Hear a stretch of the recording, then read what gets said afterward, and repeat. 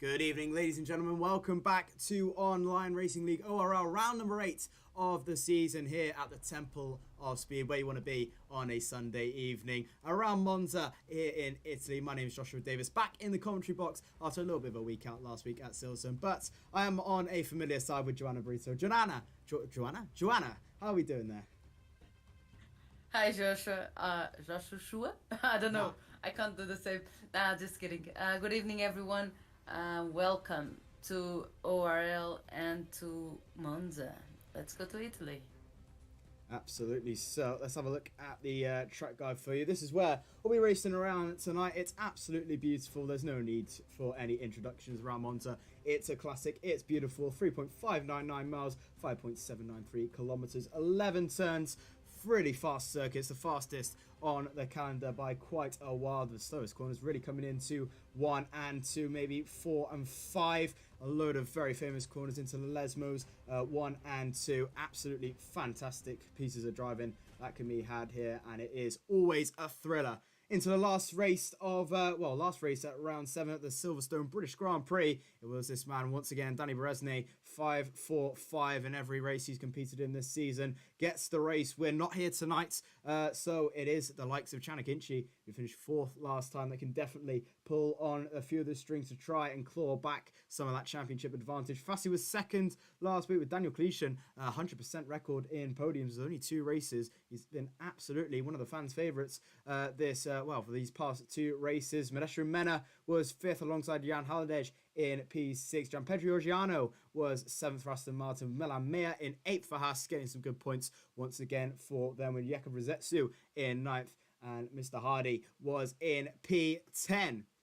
Moving on to the driver's standings, Danny Berezny still has that gap, but only down to 22 points, with Chanik Inchi having not with Berezny not being here tonight. Akinci, as we just said, has a really big advantage to maybe overtake him in the championship with a win tonight. Ismail Fassi is third. He wants to try and claw that on advantage to try and get himself back in the championship hope. Jan Haladej sits 4th on 60 points, with Ben Sabakonyi in 5th of 48. Richie is 6th with 38 points, with Jakob Rosetsu on 29. Lilian Debrevcourt is on 26, with Yannick Schmidt on 19, and Dominica Loveche with that 2nd place at China sits 10th with 18 points.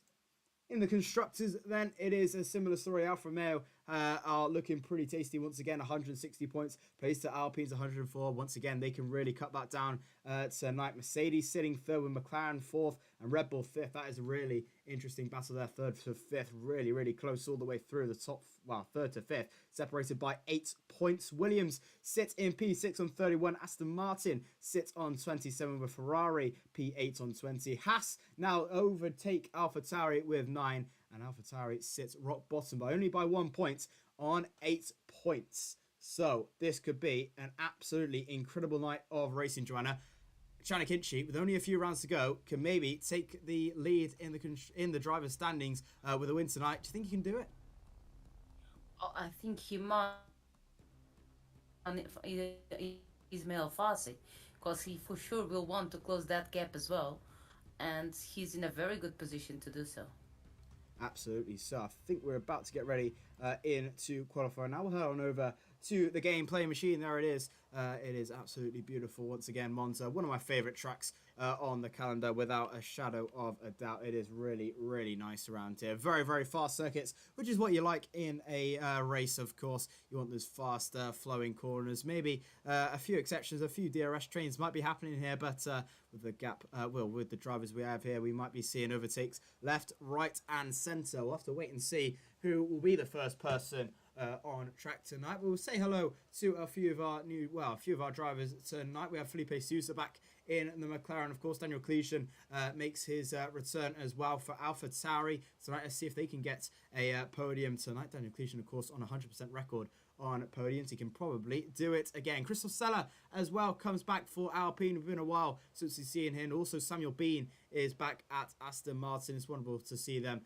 again. Jack Dan makes his debut tonight for Alfa Romeo, replacing Danny Berezne tonight. Hopefully he has a great race for himself as well. I know him very, very well. Very, very eager to get out of the blocks running. Jan Halliday comes in as well. Oscar Villacampos, Slowshek as well for Williams. Ismail Fassi, of course, and Chana Kinchi in P10, looking to try and take the championship back away from Danny Berezne tonight. And a lot of action in the pit lane so far, but hopefully in a couple of moments we might see some action on track, Joanna. Unfortunately, we seem to be having one of our drivers with a hard time choosing which sets, amount of sets they want to take, so still in loading. I think it's Jack Dan that has been delaying a bit our qualifying session start, but we'll see. So we get the message that he left the session. Hopefully we will be able to go on person, and here we go. So your timer will probably, not sure if it resetted? Yeah, it's resetted. Oh, okay, perfect. Then we'll have 18 minutes of our first qualifying session. Hopefully Jack will be able to join us pretty soon and have plenty of time to give it his absolutely best. Absolutely, Jack. Hopefully we'll be coming back soon. Now we are back with all of our drivers, thankfully, on the grid. Our timers, thankfully, restarted, which is all lovely jubbly. 17 minutes and 30 seconds left to go in the session. We have our first car on track, which is looking likely going to be an Alfa Romeo, and I think that might be Jeremy Glenier as his teammate Jack Dan comes back. Yes, it is Jeremy Glenier on the intermediate compound tyres as usual, and he will start proceedings in qualifying one. Intermediates, of course, if you are new around here, usually a lot of the drivers decide to go on an intermediate run just to see everything is okay on their game, on their rig. Hopefully everything is working fine, and pretty much 100% of the time everything usually is. And Jeremy Glenier will get a few laps down on the intermediate compound tyres. So is, well, from the looks of it, Jeffrey Ritchie, Leon Debrevko, Slowshek, and Jan Halliday will be all out on the intermediate compound tyres in a couple of moments' time. To go through Lesmo 1 for the first time with Jeremy Glenier, and into Lesmo 2, Lewis Hamilton having that big crash in 2009, which probably cost him a shot at the title, back-to-back titles in 2009. Justin Button winning that one. Then into Ascari, then into a fast left, into a fast front right. You really have to keep that, keep the laps going there, keep that fast pace going all the way through up to the final corners at Parabolica. Don't think it's called Parabolica anymore now. I can't remember what they've renamed it to, but all the OGs will like Parabolica, I think so. What was that, sorry? I'll tell you in a minute, but yeah, they changed the name of the last corner 2 years ago. Yeah, that was it, 2 years ago. I can't remember what they renamed it to, but there's something on the lines of something else. But everyone loves Parabolica, and I think we'll stick to Parabolica for now. But Jeremy Glenier will start us off with the first lap of qualifying into turn 1 and turn 2, taking it nicely, taken all the way through the Curva Grande, round the long right-hander. Fernando Alonso and Sebastian Vettel getting a little bit touchy all those years ago, fighting for that place. 2011, 2012, I think it was. 26.5 in the first sector for Jeremy Glenier. Obviously, loads faster times once we get going into Lesmo 1, on towards the curves, and into Lesmo 2 once again for the Alfa Romeo towards the right hand side, on towards the curves, and DRS wide open for the second time in this lap, in towards Ascari then for Jeremy Glenier in the Alfa Romeo, tonight. Big break in a 54.164 in Sector 2. Flick on the left, flick on towards the right, hitting that third curve. Make sure you don't spin out wide, so maybe want a little bit less throttle than you would like on the left-hand side, but keep it nice and tidy for 10. In towards 11 at Parabolica. Big car braking around the 50-meter board, a little bit of a kiss.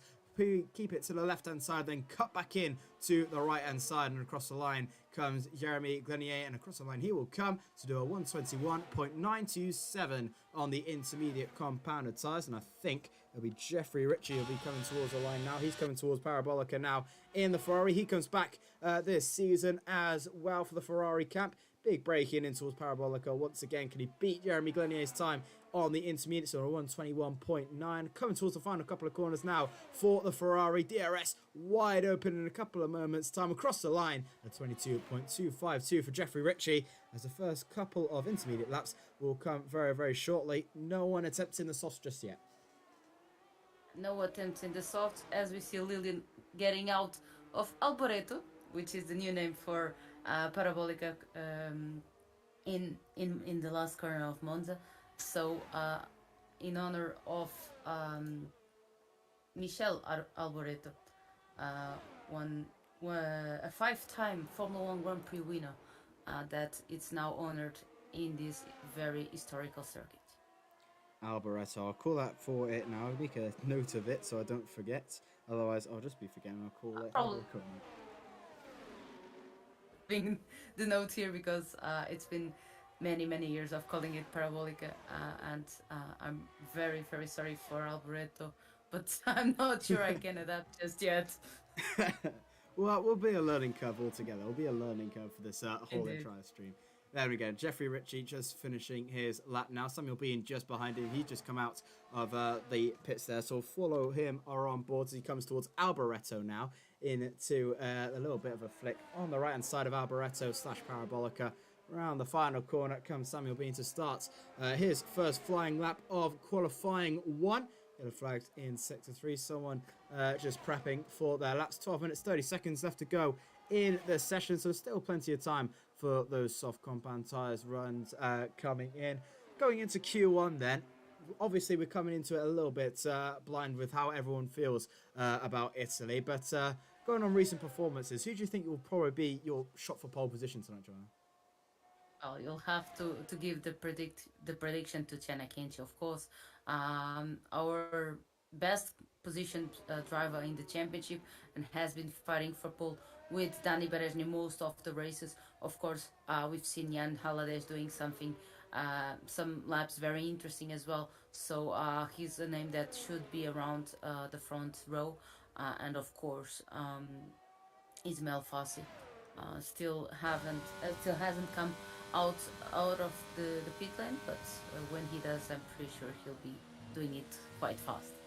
Absolutely. Chenna and Ismael Fassi probably going to be the favourites for tonight. McLaren Shadow development driver, of course, is Chenna and race clutch driver with Ismael Fassi. So maybe a few ties at Alpine Esports in a couple of years' time. Maybe even this year, obviously, with F1 challenges coming not in a not so distant future. Definitely those two guys can definitely make it into the qualification rounds if they do so please themselves.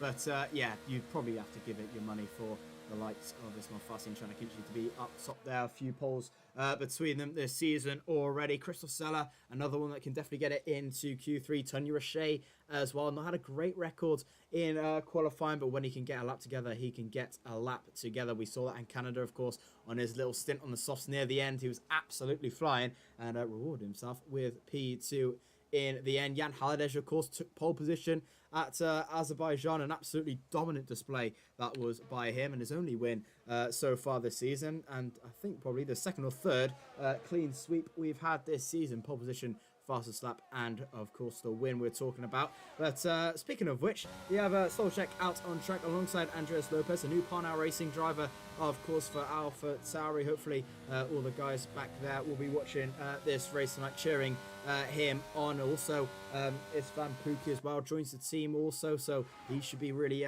they should all be really excited to see what he's got tonight. But we'll be Solcheck to start things off on the soft compound tyres. Joanna, let's take a lap with you around the Circuit de Monza. While Salty Jack is going through the main straight, let me just add one name to the contention. Daniel Kilson. He's been showing real pace on the last few races. Let's see what he can get today. While we have the Williams breaking into the first chicane, prima variante if you want, getting out with his 82 car of Williams, having to pass an Aston Martin, but with no issues so far. it's I'm not sure if I should mention it, Joshua, but it's interesting to see which drivers take the curbs tonight or not, isn't it? Yeah, it's definitely so. It's one of those little things where you either take the curves or you don't, but you have to be absolutely perfect with how you take them, as this one Pookie's been greyed out, so that might be something's happened there, maybe a crash for him. You would think he was on a lap, so already Isfan Pookie not looking good in qualifying there, and he's out already. But yeah, those curves are absolutely lethal around here at Monza, and they usually cause a few ups and downs. Obviously, we see Mark Webber took them in real life and ended up in the gravel all those years ago, 2009, 2010, I think that was. But here comes Solchik deciding to come towards the line, finishes the lap, and already goes pole position, 19.585 for him. I think Andreas Lopez is next to him. He's coming towards Ascari now in the AlphaTauri. Hard left, hard right, hard left once again as he comes towards the back straight into Alboreto. Big little bit of a kiss on the brakes. You want to see where he's going to brake. He's going to brake just at the 50-meter board, just before, with a little bit 2 gears down, a little bit of a kiss on the brake, and keep that wide line, then tuck right in to the right-hand side, running on towards the curves on the right-hand line, across the line. He does beat Solskjaer to a 19.285, so about 3/10 quicker already is the AlphaTauri. Looking good for them. His teammate Daniel Klütchen is just starting his lap as well. Definitely, as Joanna said, a shot for pole tonight. Obviously, been showing some incredible form all the way through this season. There's only 2 appearances he's had, obviously at Canada with a podium, and at Silverstone with another podium as well. P3 in both of them. Hopefully he can keep it going tonight as our championship rival Chan Akinci puts it to the top of the leaderboard, 19.162, only a couple of tenths, tenth and a bit quicker than Andreas Lopez there, so a pretty decent lap from Chan Akinci, and the man who could take the lead in the Drivers' Championship tonight, already looking towards a good start and already topping the timing sheets there. His teammate Christoph Seller is coming towards Lesmo 2 now, coming up towards the DRS straight. A little bit of a rocky Lesmo 2, just a little bit wide there, does get away with it. Samuel Bean puts it into P2 with a 19.186, only a couple of hundredths slower than Chan Akinci. A bit of traffic in Sector 3 for Christoph Seller, a little bit of a rough through Ascari, running a little bit wide there. The Red Bull to the right hand side will get out of his way nice and tidily as he comes towards Alboreto now. A little bit of a hit on the brakes for the 50-meter board, the number 2 machine in the Alpine. Coming towards the line, Jakub Rosetsu goes pole with a 19.110. These 19s really coming in as Christoph Seller decides to abandon that one. It didn't look the greatest out of all of them, but he's got another chance. He's still got some chance with about 6 minutes to go, 5 minutes to go. Still got a lot of chances. This Mafasi looking to go a little bit quicker as well, but he seems to be going a little bit slowly as well, and I think he's backing off as well. Quite a few drivers backing up on their first attempt, maybe just trying to burn some more fuel before they go for it. Talking about his son Pookie, he did not retire by choice, he did it manually, but it wasn't by choice. He's been given a quali one. So he was not authorized to participate in this qualifying session, as we have one of our other championship contenders, Ismail Fassi, starting his first attempt. Yeah, Ismail Fassi starting his first attempt. Let's ride on board with him through the Monza circuit here in Italy, around about Milan, I think I want to say, braking hard into the 100-meter board, into turn 1, flick into turn 2, nice and tidily up into 4th gear for the traction under the DHL sign. You come into Curva Grande, you want to take a nice tight line on towards the white line to the right hand side, and set yourself up for turn 5 and turn 6, braking just after the 100-meter board. Takes that curb on the left, nice and tidily. It's a little bit rougher than smooth, a little bit of game of choice how you take that curve. Into Lesmo 1, taking it nice and tight, and take the car to the outside for the exit. Into Lesmo 2, take it the same, a little bit more curb on the right, and a little bit more curb on the left. DRS hits you right in the face. You come towards down the back straight into Ascari, coming into the left-hand side, then 100 meters, you want to be braking just after. Flick on the left, ride the curb like a skateboarder on the right, a little bit loose for Ismail Fassi, but does get away with it in towards the final couple of corners at Alboreto now. A yellow flag just in front, that's someone just prepping for the lap. It looked like one of the Red Bulls, that might be Tony Roche just in front, or it might be Lillian coming in on an in-lap. Out of Alboreto now, taking a nice tight line for Ismail Fassi. Where's he going to put that Mercedes? Going to put it into P4 with a 119.174, and just look how close it is between the top 10. Lillian currently setting the pace on a 119.0, but already the top 5, top 6 separated by a 1/10.5 of a second. It's absolutely incredible how incredible this has been for the first couple of runs here in qualifying. FER Jack Darn is just coming towards the final corner. He's coming in for an in-lap. So it's only Tony Roche, Christoph Sella, and Stefano Ramazio left to go in qualifying to set their first runs. And it's Lillian, who's been top of the timesheet so far and looking pretty good so far, as Jakub Rosetsu retires from the session, and he thinks he's good for Q2, which I'm probably going to assume he probably is. Let's see. As you mentioned, the times are quite close between our drivers, but Chenakinchi agrees with Jakub Rosetsu and retires from session as well. While we have, I think it's Christopher Zella on his first attempt, at least first valid attempt so far, keeping it on the track with the Alpine that sees his teammate on the top 3. But he needs to at least beat that time from Jack Dan, and I'd say a bit more just to be on the safe side. Yeah, definitely. So Christoph Sella coming towards Ascari now.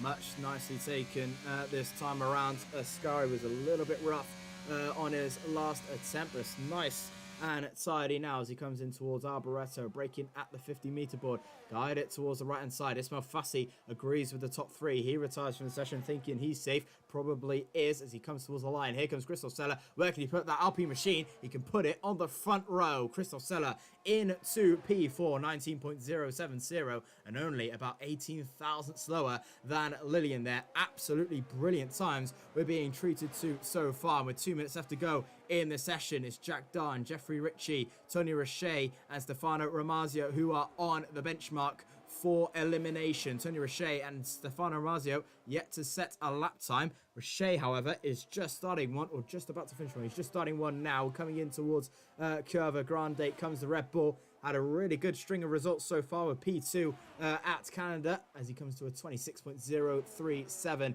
in Sector 1. Nice and tidily there with the Red Bull machine. Yellow flags in Sector 1. Someone just prepping their lap times there. Coming towards Lesmo 1 for the Red Bull, and into Lesmo 2 with Tony Roche. Nice and tidily through there. DRS hits you in the face once again as you come towards Ascari with the Red Bull man. Under the Crypto.com sign and into Ascari. Under the Rolex as well. Braking just after 100-meter board, just before the 50. A glide to the left, a rider's a skateboard on the right, and another guy to the left once again. Under all the bans, under everything, and all the sponsorships you want in the world. Into Alboreto once again. A break on the dab with a little bit on the 50, riding towards the right-hand side, on towards the right-hand side line, and cut it right and tight towards the right-hand side. Righty-tighty as he crosses towards the line. Tony Roche up into 11th with a 119.301.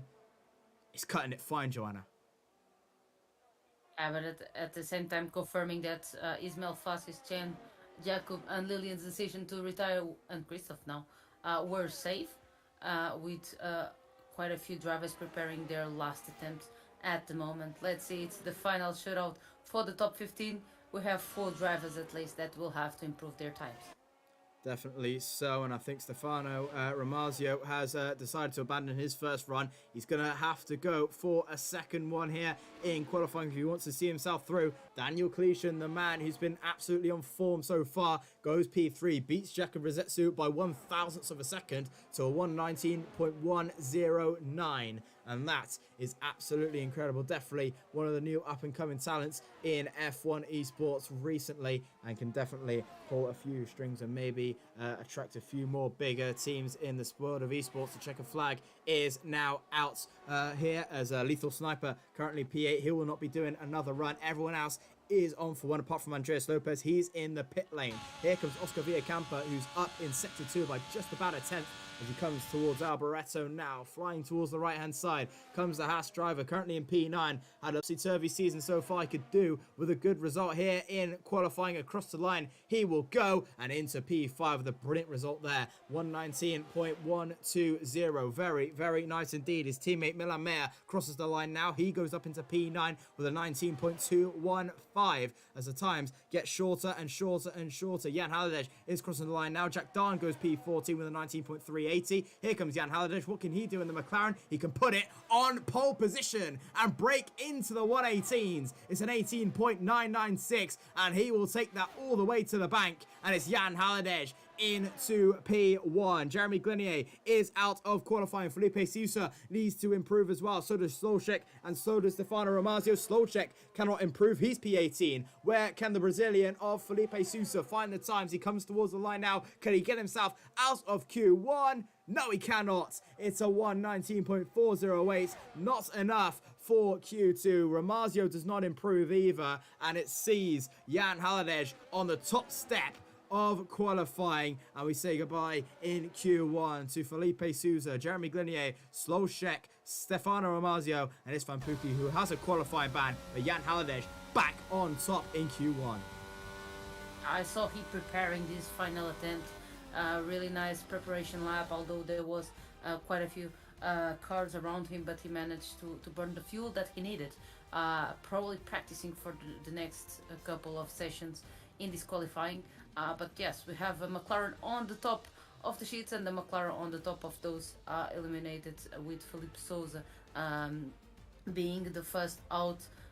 He still improved, but it was not quite enough. As you mentioned, Jeremy Soltijek, Stefano Ramazio, and are out of this qualifying session.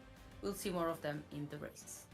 Absolutely. Here's your confirmation for them. The top three separated by 3/4 of a tenth of a second, and it's Jan Halliday, Lillian, and Christoph Seller, your top three in Q1. Daniel Cletion was P4 there. As we move over into Q2 of the Italian Grand Prix, and what an end to Q1 we've had there. In Q2 should be more of the same as we get ready to go into the lobby. Clear blue skies across Monza tonight. It should set up the same for the race, unless we are massively corrected going into the next couple of minutes. But looking at the clear blue skies, we should be all okay as we get ready to prepare for our second runs. And it should be, well, looking likely, Lillian coming in for his first couple of runs, and so is the Mercedes of Ismail Fassi, and so is one of the Aston Martins, I think, as well. And that's the Alpha Tauri of, is that Daniel Cletion in front? Yes, it is. So he's going to be out first in this qualifying 2 session.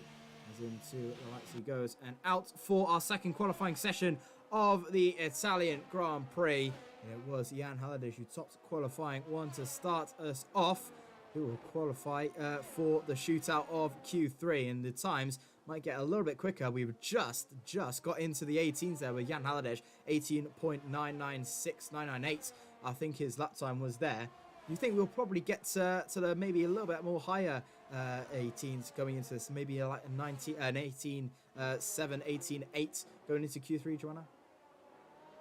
Yeah, even better than that, I believe. We saw an 18.5, right, in the first qualifying session. So we track improvement, and drivers knowing that it's not enough to get a good time, they need to get the best time.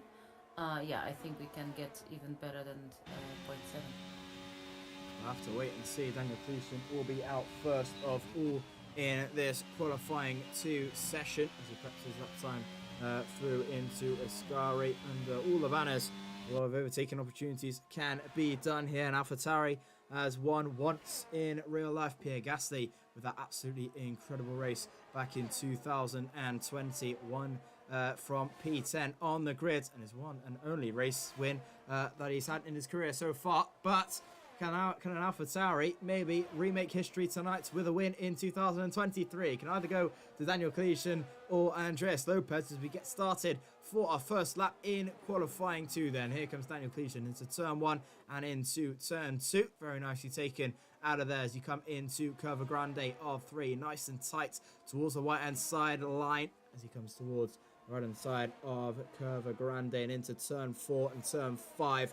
Into the Lesmos. Big break in a 26-2 to start us off. Hit on the curb on the right, hit on the curb on the left. A little bit of a touch on the exit, a little bit of a wobble, but keeps it going into Lesmo 1. Nice and tidy. A little bit of wide action there. Very, very lucky not to go a little bit over the track limits into Lesmo 2. Very nice and tidy again into DRS 2 there and into that's the final DRS actually of our lap into the Ascari. We go 53-0 for Daniel Cleation, riding onto the curves a little bit wide out of Ascari on the right hand side. A little bit of a compromise on the left, but still not a bad Ascari there. Yellow flags in sector 3. Someone just prepping their lap times. That's one of the Red Bulls just behind. That might be Lillian in P11. Round in the final corner of Alboreto comes Daniel Cleation across the line. What's it going to be for the AlphaTauri? Across the line he goes. It's a 19.591. What can the Red Bull do? I think that's Lillian. Yes, it is. He goes to a 19.803. Someone else just behind. I think that's Jack Darn in the Alfa Romeo, the only Alfa Romeo that made it through into the final couple of corners. He's just prepping his lap as Chanakinchi now opens his book. 19.149. That's a brilliant attempt by the Turk driver. Ismail Fassi P4. Yeah, Jeffrey Ritchie in P4 now just beat him as Jan Haladic now in P4. Jakub Rozetsu goes into P3 as well. Oscar Villacampa into P4. 19.696 for him. Chanakinchi 4/10 clear of everyone else at the moment. He's having an absolutely great start to Q2. Interesting to see some of it going on the top of the timesheets at the moment. But Joshua, we have an 18.9 already on the board, so I'm confident on what I said earlier.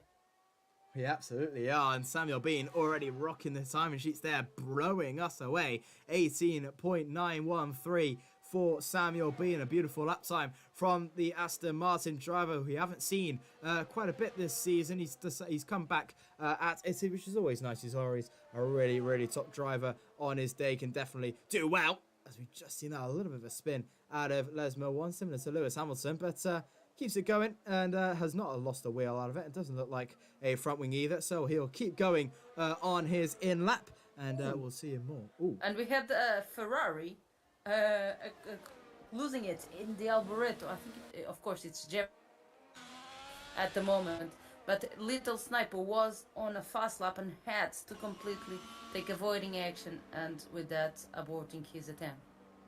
Yeah, that was a little bit tasty there. Did not quite catch what happened there. We were about to go on board with Lethal Sniper. I thought it might have been him who had a little bit of a moment. It technically was, as Jeffrey Ritchie having a little bit of a moment on his in-lap out of Alboreto. Thankfully, did not lose anything or lose any part of the car at least. But Lethal Sniper probably not best pleased with Jeffrey Ritchie's actions, but you might maybe have a look at the stewards, or you never know, as one of the Alpines comes. Tony Roche starts his as well. Christoph Seller just coming out alongside him. So have a look what Tony Roche is up to in his first Q2 attempt. 9 minutes left to go in the session, so plenty of time for 2 more attempts, maybe 1 more attempt for everyone else as he comes towards Curva Grande with the Red Bull in towards Sector 1. He will go, breaking nice and tidily for the left and the right. 26.148, which seems, I think, of an improvement from Daniel Cleation. So if he keeps this going, this could see him in towards the top 3, riding towards the Lesmo 1, nice and tidily into Lesmo 2, once again breaking nice and steadily, and easy as you do it goes Tony Roche, the Frenchman, really looking good so far in Sector 1 and Sector 2. How is this Sector 3 going to fare out between everyone else? 52.8 in Sector 2 as he comes towards the sky. Missed it a little bit on the apex on the left hand side, but definitely makes it up towards the right hand side and the left hand side. In towards Alboreto will come now, taking a nice and wide turn for the left hander, keeping it nice towards the white line. guiding it towards the right-hand side and going very, very wide on the exit, almost on the AstroTurf, tucking it right in for the line. And across the line comes Tony Richet and into P6, 19.701. We'll probably have to go again with that one as sorts into P6, just a couple of tenths slower than what we expected into Sector 1 and Sector 2, so maybe losing a little bit of time in Sector 3. That might be from that missed apex in Ascari. Next one crossing the line will be Jack Dan, who does a 52.8 at the end of the second sector and then almost loses it in the Ascari and invalidates his attempt. He's now with 7 minutes to go, needing to go to the pit lane and then going for a valid attempt because he has no time yet. He does not. Milan Meyer will be next then. Jack Dant really having to scrap in a lap where he can. As Milan Meyer comes towards the line now, what can he do in the Haas machine across the line and puts it on the front row? Brilliant lap time there from Milan Meyer. 7 thousandths quicker than Shan Akinci, 119.142. But no one yet has been able to touch Samuel Bean. Hopefully someone might get a little bit more closer as we come towards the end of the session. But Milan Meyer doing an extremely good job for Haas there with a brilliant result actually coming from the both of them. Oscar Villacampa currently P6 and Milan Meyer P1 as Christoph Seller having an almighty moment out of Ascari, having to go on the gravel, and that is an end to his lap. And will he decide to go for one more? Will he decide to pull it into the box? Doesn't look like he's going to go for one more attempt. Someone just coming towards the line now. I think that's Lillian. Yes, it is. He's going to try and go for his final attempts, well, second attempt in Italy as he comes towards the line now, keeping it nice and tight across the line into P2. And Lillian Debrevko is looking really, really good tonight. Jakob Rosetsu puts them all to shame. An 18.883 for the Williams driver. Jeffrey Ritchie with an 18.9 dead there. They're all getting much, much quicker times. Jakob Rosetsu puts it on the top row with an 18.883 as we just seen there. Oscar Villacampa now into the 18.9s as we get quicker and quicker and quicker into this qualifying session. Lethal Sniper is just about to come towards the line. Jan Halliday with an 18.836 for McLaren. This is getting absolutely incredible, and this top 5 is looking nice and tidy. Top 6 is looking interesting as well. You might need a very low 19.0 to get yourself into Q3. Could you believe it? Lethal Sniper across the line. He goes P13. He's invalidated. His time wasn't an 18.974, which would have put him P5, but an invalidation will say goodbye to his results. Jack Darn is on an improvement lap in Sector 1 at 26.9 to start things off, and this is going to be interesting. Where's he going to put his car with 5 minutes to go in Q2? I don't know where he's going to put it, but I'm pretty sure that Shanna Kinchi is going for pole or provisionary pole as the Alpine driver goes into Alboreto with the lap still been improving at least 2/10, more than 2/10 of his lap, so he crosses the line and he will go P2. Ooh. Only 3 thousandths of Jan Aladej's time.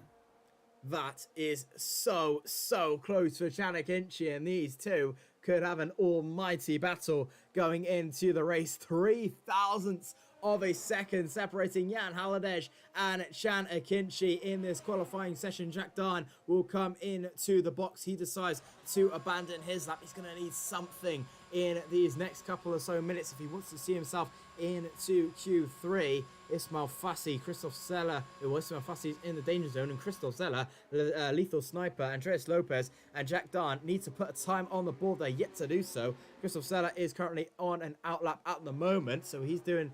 Well, he's going the right way about it to start things off. I think someone else is following him along. That's I think that's Daniel Cleishan just behind. Yes, it is on an in lap as well. The Aston Martin on Samuel Bean, actually on a lap, on an improvement lap at the moment. So we'll follow him along the road to his lap at the moment. DRS wide open for the Aston Martin. See where he can put it. Currently riding P5 and about just under a tenth, about half a tenth off Jan Halliday, and currently purple in Sector 2 with a tenth and just over a tenth and a quarter up on his personal best. Here comes Samuel Bean coming towards Alboreto now. Where can he place this Aston Martin machine? Coming in towards Alboreto now. The final corner awaits him in towards the right-hander, nice and steadily out of the final couple of quarters. It looked like a little bit of a wobble out of the exit. Keeps it nice and going. tight towards the line, across the line for Samuel Bean, and it is pole position. 18.732, goes a 10th quicker than Jan Halliday, who retires from the session. He thinks he's safe, probably is, but Samuel Bean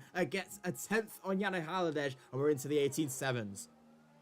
Next one is Ismail Fassi, already into the third sector, the Mercedes driver, who did not really go for the top of the standings yet, but for sure he is trying to improve lap after lap so he can get closer to it. So far it's P5 for the Mercedes driver with a 1:18.892, really close at the top, except for Samuel Bean, who just stormed into pole position, and it's almost 1:10 between him and Jan Halliday. Absolutely, you can see the results there. Just a 10th and 3 thousandths between Samuel Bean and Jan Halliday, and then just from about second down to about P6, it's so tight. Halliday and Akinci separated by 3 thousandths of a second there, with Jakub Rosetsu in P4 with an 18.883. Ismail Fassi on an 18.892. So close there, about 9 thousandths between the two of them. And then Jeffrey Ritchie on an 18.9 dead there. Oscar Villacampa on 18.976 as well. It is so close in these final couple of rounds. Here comes Christoph Zeller. P8 for him with a 19.049. Needs something as well. So does Daniel Cleason, and so does Linny de Brevcourt, who was looking so good in Q1. Just about to come to his final couple of runs. Jeffrey Ritchie retires from the session from P6. Interesting. He's thinking he's safe. Lillian currently 19 thousandths down. With the way it's going, might just be safe, Jeffrey Ritchie, but he's playing a very dangerous game. Oh, he might just be safe as Little Sniper completely misses the first corner of his last attempt. Not sure, we can't see because of the flag how much time they still have on this qualifying session. Yeah, he might just have enough time to go for another attempt if, yeah, and he's of course cutting a bit. Let's make a new design of Monza so we can go for another attempt, but we have already Andres Lopez and Jack Dan also on their last attempts. Absolutely. So 35 seconds left to go in this qualifying session. They're all lining up one by one. Melamer puts it into P7 on 18.969, beats his teammate by only a couple of thousandths of a second, as everyone now on their final couple of runs. We'll see where everyone is. Tony Roche is coming towards sector 3 now. His teammate Lillian is about to go for his final attempt. Will stay on board with his teammate Tony Roche, who's just under 3/10 of a lap quicker on his personal best. Looking good so far on a 19.7 though. He's going to need something good in sector 3. Christoph Zeller retires from the session in P9. He's not looking good at all. That might have been a crash. Checker flag is now out for Q2. Here comes Tony Roche across the line now. Where can he put the Red Bull? He can put it in P12 and is out of qualifying. Lethal Sniper in P14. He's going for one more lap, as Daniel Cleason also going for something as well. Lillian as well. Here comes Jack Darn coming towards the line. He's just finishing his lap. He goes 14th with a 19.172. Sorry, Joshua. The Little Sniper invalidates his last. There's no next try for him, so we already have three drivers that will not be getting out of the second qualifying session. Definitely not. Unfortunate for Lethal Sniper, could not get a lap time on the board. Here comes Jakub Rosetsu though, out of the final couple of corners, currently riding P4 and is safe at the moment. Probably is going to be safe all the way through. Here comes Jakub Rosetsu. It's the top row for Jakub Rosetsu. 18.672. He is a man on a mission. Lillian puts it into P7. All eyes now on Daniel Cleason. Can he knock out his teammate in Q2? Yes, he can. 18.959. Daniel Cleason makes it into Q3. And it's Andreas Lopez, Christoph Zeller, Tony Roche, Jacques Darn, and Lethal Sniper out of qualifying. And an 18.976 is what you needed for Q3. Wow, that is a fast time, and that is absolutely incredible, with the top time going to Jakub Rosetsu on an 18.672. What a qualifying two, and maybe we could see the low 18s, and maybe on a little bit of a crack pipe dream, maybe even a high 17. Not sure about the 17, but let's see how fast can our drivers go. Interesting to see um, the AlphaTauri of Daniel Coulson taking it to the last possible moment to get into Q2, and at the expense of his teammate getting out of this session. Um, we have well, my bets are not that bad, if I may say. Bean Haladesh and Chena Kinchi and Fossey on the top 5, the 4 drivers that I mentioned. So Jakub might be spoiling my party, but good for him.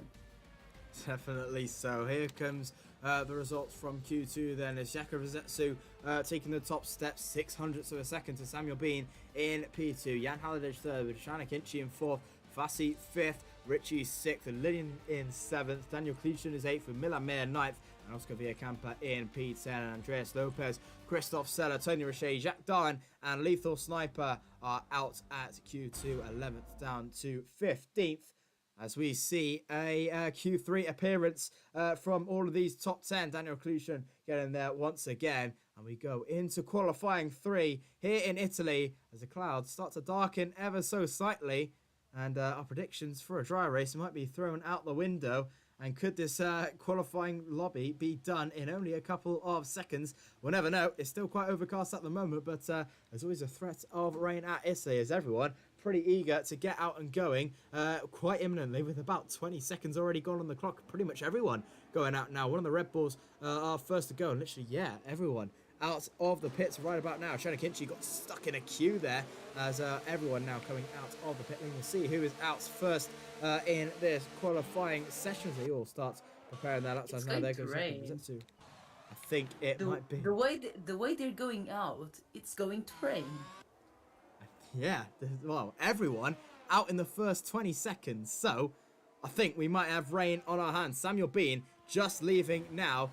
I think we're going to have rain in the final seconds of qualifying. So this lap, one lap only, could determine pole position. We'll see who was out first. And look at the queue starting to form us almost like 2019 all over again with this qualifying session going. Everyone just backing each other up. Raining already. I think it is raining. Yes, it is. I can't quite see yet on the Halo. Yeah, it is. It is raining at the moment in qualifying. This could be a one shot only for everyone in this qualifying session. Jakub Rzetsu currently not leading the train. I'm not sure who is at the moment. It might be Oscar Villacampa. Yes, it is. I think it's raining in Sector 3. Yes, it is. You can see those little bit of spits starting to happen. Yes, it is raining here in Monza. It could be Oscar Villacampa who gets pole position here, the first man out, and got lucky with that one. Here we go then, out of the final corner. It's raining in Monza. This could be done within 1 minute. Here we go then, Oscar Villacampa out of the final corner to start his first and probably only lap of Q3. This could be pole position right here. In towards turn 1 he goes. We'll get the lap data up in front of you. Into turn 1 and turn 2. Nicely taken so far. There's still a little bit of grit there, but it's not quite not quite wet. Just about, yes, still quite dry in Sector 1, but it is raining into the Aramco barrier and into turn 3 and turn 4. So 26-1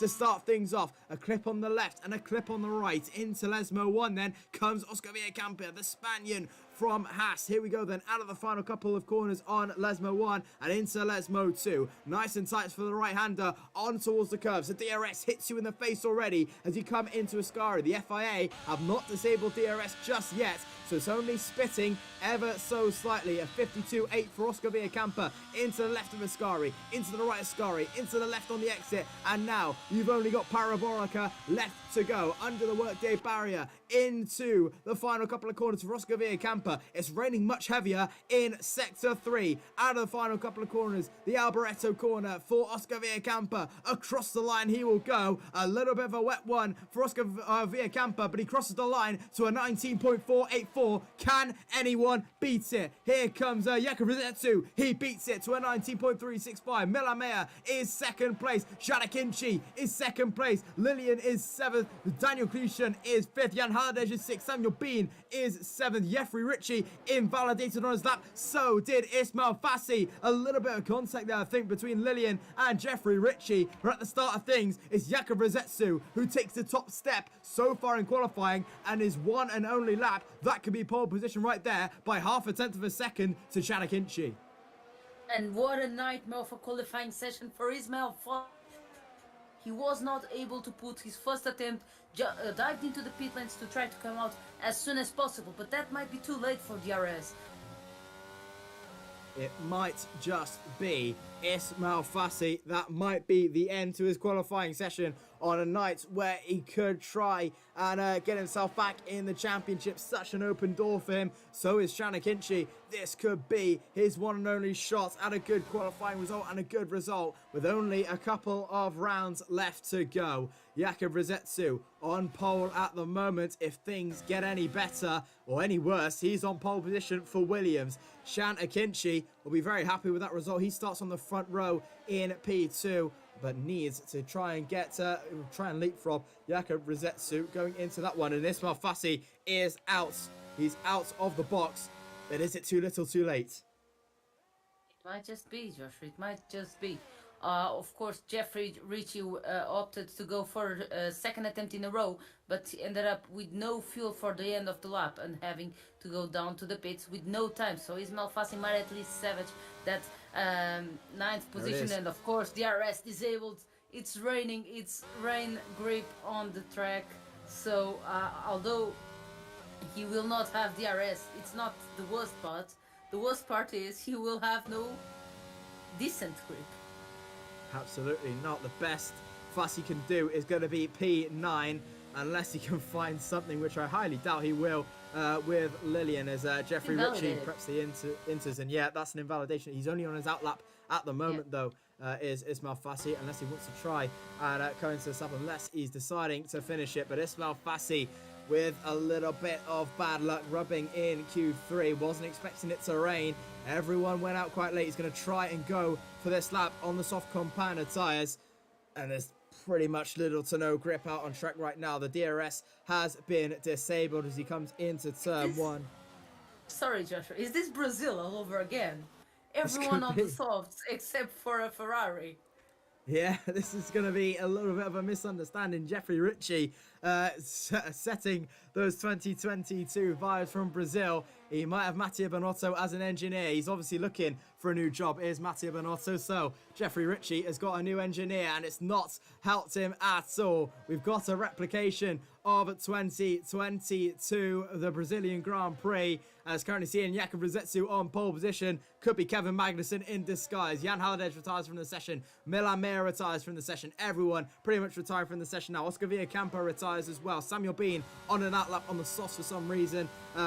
Jeffrey Ritchie on the intermediates, trying to see if he can try and at least get a lap on the board to try and beat Ismail Fassi as he can, as he comes towards the Ascari chicane, really rubbing all the way through there. Daniel Kleitschen retires as well. 5 minutes left to go in the session. Here comes Ismail Fassi coming towards Alboreto now. Rounding the final corner comes Ismail Fassi. It's been a really torrid qualifying session for him. He's going to have to try and make it up in the race as he crosses the line right about now to do a 1 minute 23.407 and puts it P9. He retires from the session on track. That might be looked at as Jeffrey Ritchie comes back in. Don't think he's impeded everyone just yet. They all come back into the pits, and that is then to qualifying, and it sees Jakub Rozetsu on pole position for the Italian Grand Prix for the first time this season. Yeah, I think it is. And we have Chanakinchi in P2 ready to pounce on that very, very long straight. And the two halves on the second row. So interesting to see that as well. And of course, Ismail Fassi missing out on his first and really only decent time for an attempt. So he made his life a bit harder than he needed, didn't he? Yeah, definitely so. Not ideal at all. Chanakinchi is on the front row, though. He's got a really good chance to try and jump into P2. Haas with their best qualifying result this season with a 3-4 for them. They lock out the second row. Daniel Kleitschen is 5th for Alpha Tauri as well as they try to jump up the constructors' standings. Jan Haladej is P6. Samuel Bean is P7 as Jeffrey Ritchie decides to go for an intermediate lap on his machine. Samuel Bean is 7th, obviously. Lillian is 8th. Ismail Fassi is 9th, and Jeffrey Ritchie will be P10 as well. But oh my goodness me, what an end to qualifying that was, and still 3 minutes left to go, but no one will be improving. If you are just joining us, we'll just update you actually on the drivers and constructors standings. It is Danny Berezny leading this one so far, 113 to Chanakinchi's 91. As we just said, if he gets a win today, he'll overtake Danny Berezny in the drivers standings. Ismail Fassi will be starting P9, probably, yeah, it will be B9 at best. I don't think Jeffrey Ritchie might be improving on a 123, might just do, so we might never know here. It might be P9 or P10 for Ismail Fassi, we'll never know. Jana Haladej will qualify P6, who's currently P4 in the standings. Ben Sabakonyi is not here in P5, 48 points to him. Jeffrey Ritchie, it is Jeffrey Ritchie actually in P6 with 38 points to him. Jakub Rizetsu with 29, currently on pole position tonight, which could be coming home with a couple of decent points for Williams tonight. Could jump himself up the table a little bit. Lillian Dobrev Court is P8 with 26 points. Yannick Schmidt is 9th with 19. Domenico Lavecce is 10th with 18 points. As we go to the constructors' standings now, it is Alfa Romeo leading this one, 160. Plays to Alpine's 104. Mercedes P3 with 79. McLaren 4th with 77. Red Bull 5th with 71. Williams are 6th with 31. Aston Martin P7 with 27. Scuderia Ferrari are 8th with 20. Haas in P9 with 9 points. And AlphaTauri are bottom with 8 points.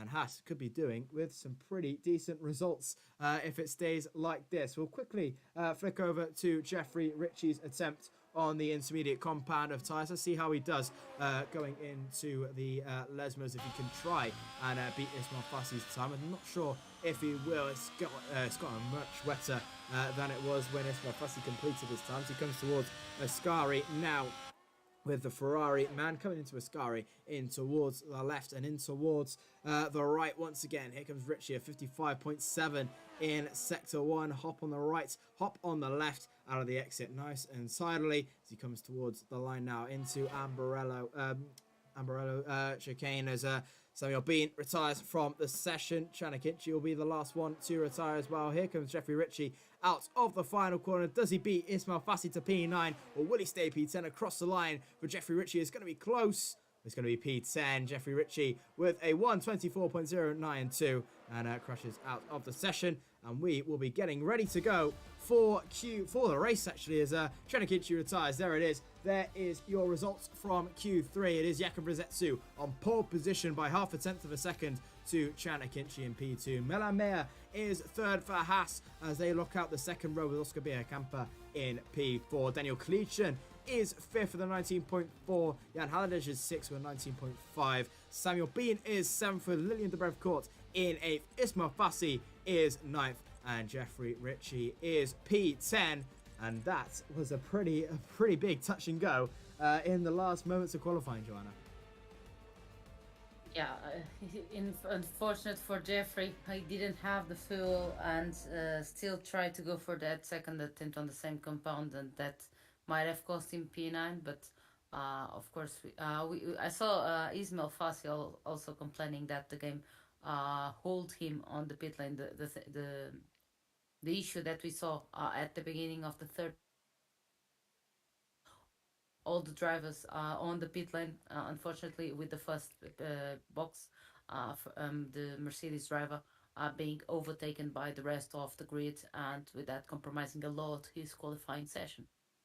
Yeah, unfortunate for Ismail Fassi there, who's in the championship fight. If you are just joining us, where have you been? You've just missed qualifying 3. It's been absolutely incredible, but we will get up the grid for you, the full grid for you for the Italian Grand Prix. It's Jakub Rizetsu on pole position with Chanakinchi in P2. Milan Meyer will start third with Oscar Camper in P4, as with their best qualifying result. Locking out the second row, Daniel Cletion is fifth with Jan Haladej in P6. Daniel Bean is seventh with Liam Debrevko in eighth. Ismail Fassi is ninth with Jeffrey Ritchie in P10. Lopez is 11th with Seller in 12th. Ritchie 13th, Jack Down 14th, Lethal Sniper 15th, Sousa 16th, Jeremy Glinier 17th, Stolshek 18th, Stefano Ramazio in 19th, and Ismail Fuki is P10. We're going to get ready for the Italian Grand Prix. Place your bets for the Monza Grand Prix. 5 red lights at Italy.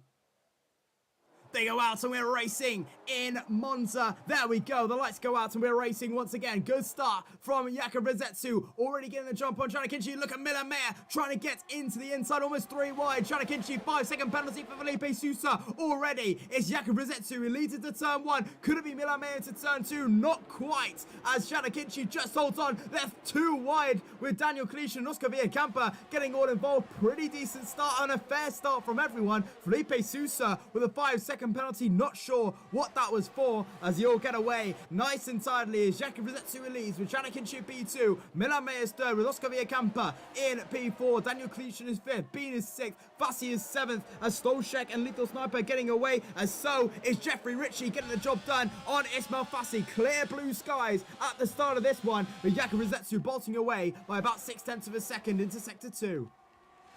Yeah, not sure what happened with Felipe, as you mentioned. Oh, and there goes Jeremy. Sorry to interrupt there. Jeremy Glinier with a crash. Is that going to bring out a safety car? I think it has just. We'll see if it's a virtual or a full. No, it's a full safety car. It is a full safety car, as we can just see on the board there. And that is a crash for Jeremy Glinier. Not sure what's happened, but he is now at the back of the field. Might have been a little bit of a tussle in between them. Sousa on the softs as well. Get ready for the tyres with you as well, as the safety car is out on the first lap of racing. And it is Chanakinchi who actually, Jakub Rizetsu trying to dummy himself into the pit lane. A little bit too early for that one. Bolted away on the medium compound tyres. Jan Haladej deciding to pit there. Is that for damage maybe on the McLaren? Having a poor start. Have a look there. Jan Haladej and Tony Roche all pitting. No, it is a scheduled stop. Well, I say scheduled stop. He's on the softs though, is Jan Haladej. Interesting there. Tony Roche on the medium. So Jan Haladej on the softs pretty early, so maybe he just wants to try and bulk himself back up after the safety car restart. His teammate as well, Felipe Sousa, is on the softs, currently running P2 with a 5-second penalty, apparently with a collision with Jack Dan.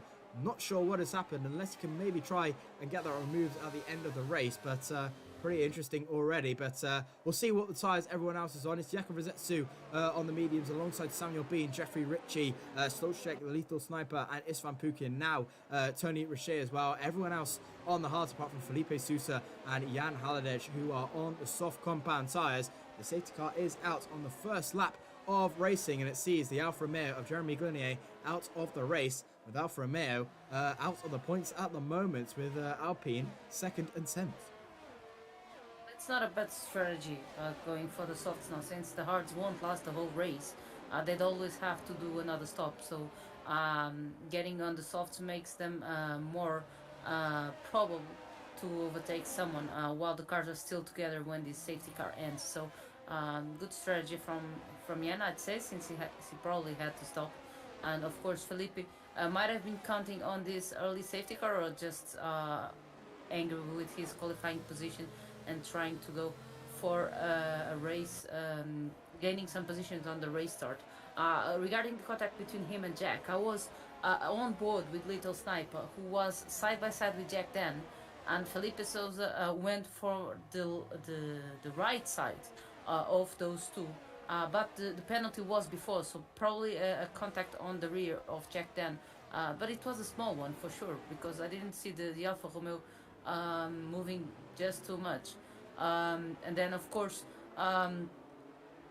both of them still pretty much in the race, so seems a bit unfortunate this penalty. But then again, I was not on board with Felipe. I'm not absolutely sure about what happened there. The Little Sniper losing quite a few positions, a bit of a touch with Soltizek being slotted in behind the cars ahead of him, and a side contact with the Williams driver out of this chicane actually. making him lose speed, momentum, and making him lose position to the Williams driver. And it seems like Andres Lopez was trying to go for a different line and the safety car, but all is good. No issues right now. So let's hope the safety car will go in at the end of this lap. Hopefully, Istvan Pukki will have time to join the rear of the pack. Yep, we'll see. And unless we get probably one more, we'll see where Istvan Pukki is right now. Just coming to the end of Ascari, so this might come in very, very late, or we will get one more lap undertaker. Oh, no, it won't. It will come in quite late, so Jakob Rossetsu will pull the line as the safety car comes in this lap. We're right on board with Channa Kinchi to determine when Jakob Rossetsu will decide to get this race restarted as we come towards the end of the final couple of corners. Jakob Rossetsu will lead them away slowly and surely as he comes towards the line, going, and he can't get because of the safety car. Yeah, not quite yet. He's going to go when he's going to leave this very, very late to the pit wall. And there we go. We are racing once again. It's a decent getaway from Jakob Rossetsu, but he has been caught a little bit by Chan Akinci. 3/10, they're almost 3 wide. Look at that between Oscar Villacampa and Samuel Bean as everyone trying to get involved there. Almost 3 wide going into turn 1. Very, very tight. Everyone making positions, everyone losing positions, and it is Samuel Bean just muscles his way past Oscar Villacampa there. A brilliant start after the safety car. And there is Salah, who is round out there, losing all the positions as he's had a shocking start to this one. Jeffrey Ritchie and Daniel Cleason going side by side. There goes Ritchie down the inside, gets the job done. Up into P6 he goes, and that is a good start from him. Jack Dan, into P7. Jan Hardage up to P12, gets past Solchek for P12 there, and up into almost the points with 2 places left. Felipe Sousa having a good start as well. He's up into P10 at the moment, but Jakob Rossetsu having a brilliant start, up almost about a second on Channa Kinchi. Jeffrey Ritchie plowing his way through the field now. He's up into P5. He's having an absolutely sensational start to this safety car restart, and now is on the back of Samuel Bean. Can he do anything going up into turn 1 as we start lap 5 of 27 of the Italian Grand Prix? Felipe Sousa, another man who's absolutely flying in this Grand Prix. The Brazilian is absolutely a man on a mission. We'll flick on over to Jeffrey Ritchie. Channa Kinchi with the fastest lap of the Grand Prix so far. Jan Halliday up to 11th as well. Might be a little bit too far back for Jeffrey Ritchie as he comes into towards turn 1. Not going to try it on this occasion, but absolutely so. Here comes Ismail Fassi though, having a look to the inside, which turns to the outside for Ismail Fassi. Daniel Cleason is still there on the outside, side by side as they go through Curva Grande. Here comes Felipe Sousa, almost on the boat for them, side by side with Daniel Cleason. Cleason is going to try and hold this one to the inside, not going to work, and it's Felipe Sousa who gets past Daniel Cleason as well. Not been a good couple of corners for Cleason, losing 2 positions, and there we go. It's Sousa up to 8th, Fassi up to 7th. Jakob Rossetsu is 1.5 seconds clear of Channa Kinchi at the moment. Yeah, Naladish up to P11 managed to pass Andres at the same time as his teammate, who is now on P8. So let's see, while these soft compounds are faster, what can those 2 McLarens get up to? In the meantime, Jakub seems clear of Channa Kinchi at the moment, with the rest of the grid still in the RS range when it opens up on the next after, or the other after lap. Not sure if it's on this one already. I think it might just be Jakob Rossetsu such fast lap now. This is Jeffrey Ritchie, 22.274. It should be at the start of this lap as Felipe Sousa. Yeah, there it is. DRS enabled this lap. Felipe Sousa having a look on Ismail Fassi. I'll tell you who is making move. It's Jan Halliday going down the inside, almost collecting Daniel Cleason there. Lucky not to hit him, and gets past Lilian Debrevcourt there for P10. Jan Halliday up in towards the points, and Felipe Sousa, his teammate, up the road. Only 1 car up the road now, looking on Ismail Fassi. 2 tenths at the back so far is the Spanish driver compared to the Brazilian. They come towards Lesmo 1 once again. It is extremely close in this one, with Oscar Villacampa looking in his mirrors from Ismail Fassi, looking in front to try and catch up to Jeffrey Ritchie, who's at a stormer as well, trying to catch up to Samuel Bean. The DRS will be helpful for this lap and beyond now. And Channa Kinchi is in a spot of trouble. He's broken for about 1.7. Jakob Rossetsu has been absolutely incredible from this restart. Already 1.6 seconds clear on Chan Akinci, is looking for his first race win of the season. Samuel Bean looking on Milan Mir as well as they come in towards Parabolica. Not quite on this occasion. They're going to wait towards the back straight then, in towards the start finish. Here they come then. Could this be 3 wide going into turn 1? Here comes Bean. Here comes Villacampa. Here comes Richie as they all come towards side by side with Samuel Bean and Milan Meyer. Almost so close. There goes Samuel Bean down the inside and gets the job done. But Milan Meyer looking for a switchback. Is it going to happen for him? But there goes Jeffrey Ritchie, who gets a switchback on Milan Meyer as well. Side by side between the Ferrari and the Haas. Inseparable towards the Curva Grande. Here they go then, almost 3 wide. Could this be a move on Samuel Bean as well? Not quite sure. Having a look to the inside. A little bit of contact there between the two. It's all fair and racing. Rubbing is racing. Milan Meyer gets shoved out and he's down into P5. A little bit of contact. Might have been a little bit unfortunate. Front wheel hitting rear wheel. But it's Jeffrey Ritchie getting through into P4 as Slowshek is at a little bit of a moment. He's round at Lesmo 1. Not sure what has happened, but he's now round as we start lap 8, coming into lap 8 now. With Jeffrey Ritchie. And Jack Dan having a little bit of a moment also. With the Alfa Romeo. I'm not sure who was it, but I saw contact.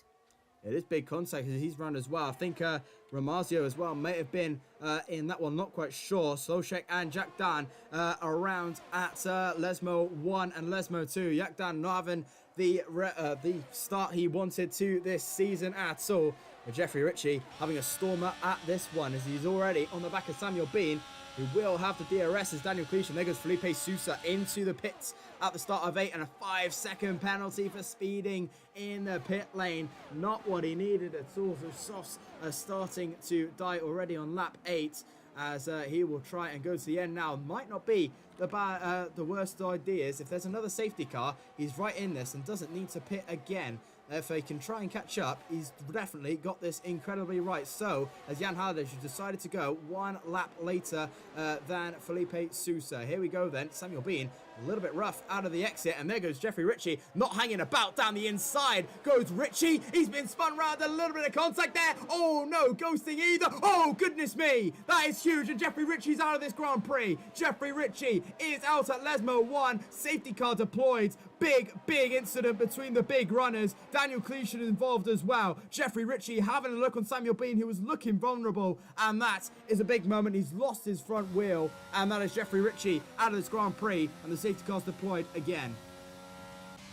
Unfortunately for Felipe Sousa, that was not late enough for him to have time to catch up to the grid, so they'll probably just pit and get out ahead of him, at least those on the medium tires.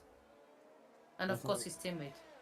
Yeah, absolutely. Jakob Zetsu will be coming in as well. Chan Akinci decides to stay out. Samuel Bean, does he come in? I think he has. Yes, he has. The hard and the mediums will.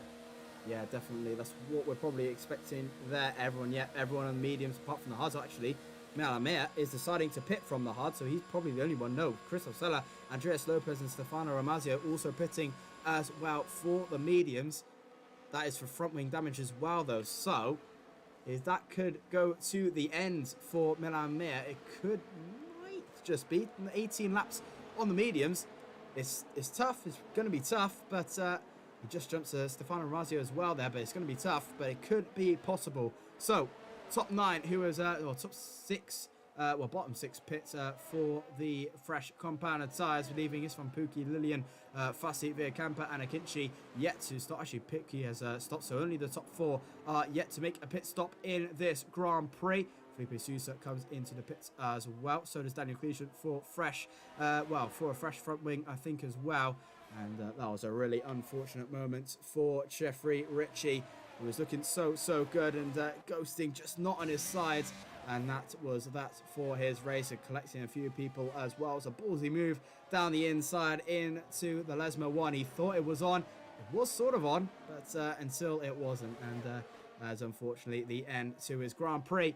Chan Akinci now leads this one. Oscar Villacampa is P2. Ismail Fassi is now 3rd with Lillian in 4th. Pukki is 5th. Jakub Rosetsu, the pole man, is now 6th with Samuel Bean in 7th. Jan Haladic is 8th with Lipol Sniper in 9th. Christoph Seller is now in the top 10. Andreas Lopez is 11th with Milan Meyer in 12th. Stefano Ramazio is 13th with Tony Roche in 14th. Stolchek is 15th. Jack Darn is 16th. Daniel Kluchin is 17th. And Felipe Sousa is at the back of the grid in P18 as we enter lap 10 of 27.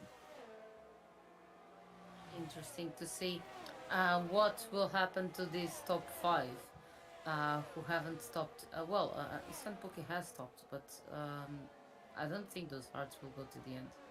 So interesting to see what will happen to those guys.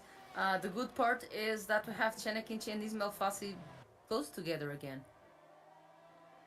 Definitely so. Chenekinchi and Ismail Fassi, the two men who can try and get themselves into a good championship winning position. Chenekinchi at this moment in time will be jumping Danny Berezne in the driver's standing. So he now currently leads it by a slim margin, by about 3-4 points, I think, at the moment. So it's going to be close, but he can definitely get the job done, as there's only a couple of rounds still left to go in this season.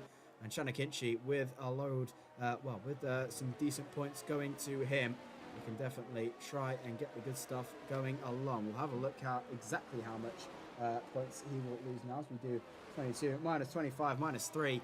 So 3 points advantage Chenekinchi will have going into the penultimate round of the season, which I believe is Australia next. And yes, it is Australia and then Abu Dhabi. So this could be really, really interesting going into the final couple of rounds of the season. The safety car will probably have one more tour of the Monza circuit, and then we should be all getting ready to go. Waiting on Felipe Sousa, who's just at the back of the field now, 30 seconds just behind as we all wait for him. I think he might be still under Delta there, but we'll wait and see how everything goes this season. Chenekinchi, Ismail Fassi with some decent points going to them at the moment, and this championship is far from over. Still two more races besides this one, and of course without the championship later on track tonight, we'll make it a bit even more interesting, if I may say so.